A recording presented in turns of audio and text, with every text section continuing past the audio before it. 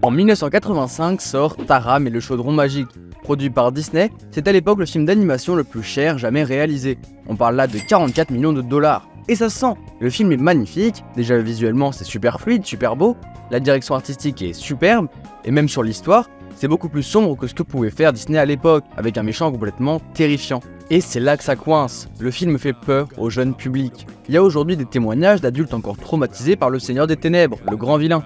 Mais le jeune public, c'est la cible numéro 1 du studio. Alors, Taram et le chaudron magique sera un énorme flop qui aura failli enterrer définitivement Disney. Sur les 44 millions du budget initial, le film ne rapportera que 21 millions. Pourtant le film était vraiment bon, il a des défauts certes, mais méritait pas un tel sort. Il avait juste été trop original, à une époque où il fallait rester dans les codes. Alors suivez-moi car dans cette vidéo, on va voir 4 films d'animation qui cassent les codes et qui mériteraient d'être vus. 4 bulldogs, tu sais que j'aurai 4 bulldogs. Les frères vont à l'église, la mosquée, la synagogue, de la Van Gogh. Junkhead, réaliser un chef-d'œuvre tout seul. N'importe qui peut faire un film, et Junkhead en est la preuve. On est en 2010 et Takahide Ori, un homme de 40 ans, ne fait plus rien de sa vie. Il regarde environ 5 films par jour, il glande toute la journée, mais au moins il a un bête de compte Letterboxd. Lui, les films qu'il aime par-dessus tout, c'est les films d'animation, mais surtout ceux d'un mec, Makoto Shinkai. Vous connaissez peut-être pas son nom, vous avez forcément entendu parler de Your Name, Suzume ou encore Les Enfants du Temps. Mais avant de percer avec des chefs-d'œuvre pareils, Makoto c'est surtout un mec passionné, tellement passionné qu'en 2001, il sort The Voice of a Distant Star, un court-métrage de 25 minutes, entièrement réalisé seul. Et quand Takahide Ori il apprend ça, il se rend compte qu'en fait, pas besoin d'une équipe ou de millions d'euros pour faire un film.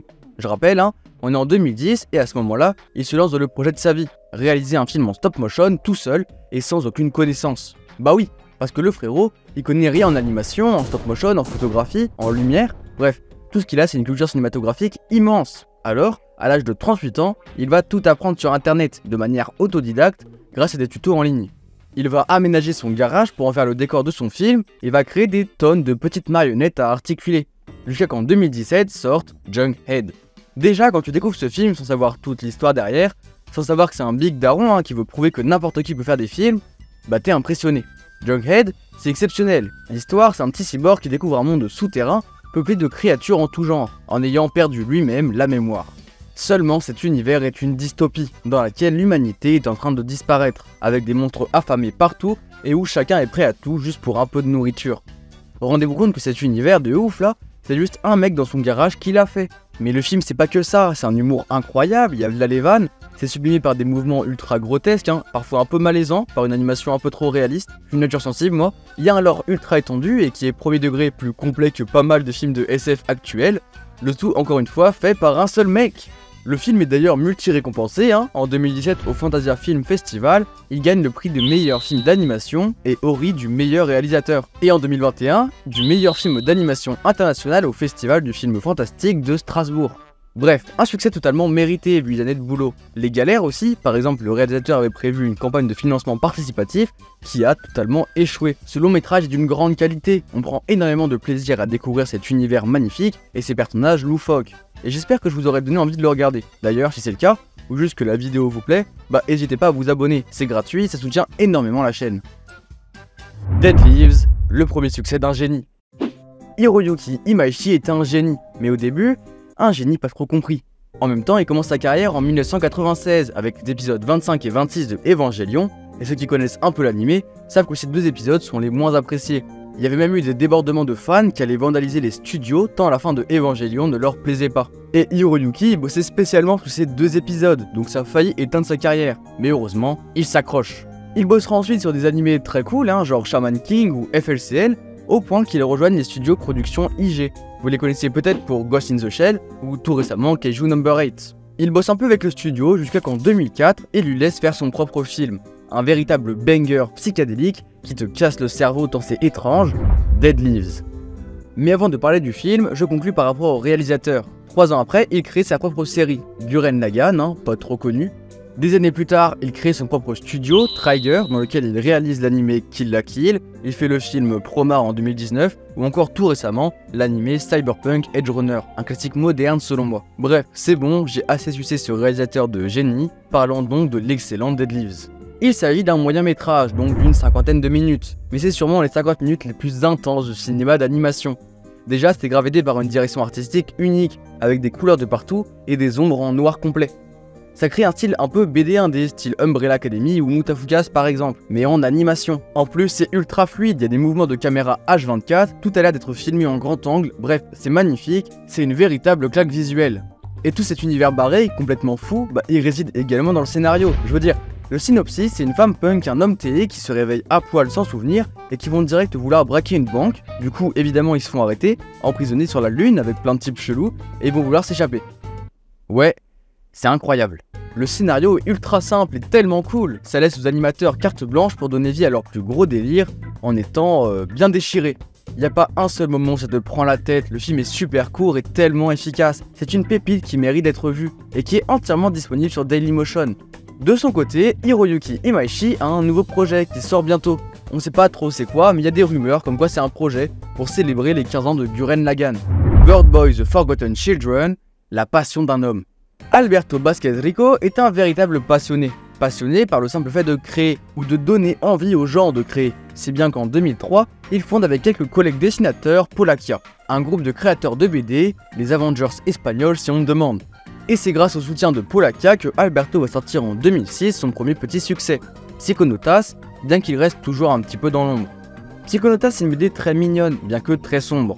C'est entièrement en noir et blanc, avec des cases tracées à la main. Et évidemment un scénario... Bon, on en reparlera après. En 2011, il décide d'adapter cette fameuse BD en court-métrage. Alberto il connaît rien au cinéma, il a toujours suivi ça de un peu loin, mais il aime tellement créer et montrer au maximum de personnes son art, qu'il apprend. C'est bien qu'en 2012, son court-métrage est récompensé par un Goya Award, c'est l'équivalent du César en Espagne. Il change totalement l'animation et nous pond un énorme classique. C'est un film magnifique, aux premiers abords très coloré, mais en vérité très sombre. Aussi bien parfois visuellement que dans ses thématiques. Et d'ailleurs, de quoi parle Psychonautas ou Bird Boy? Après une catastrophe industrielle, Dinky, une petite souris et ses amis, tentent de fuir la ville.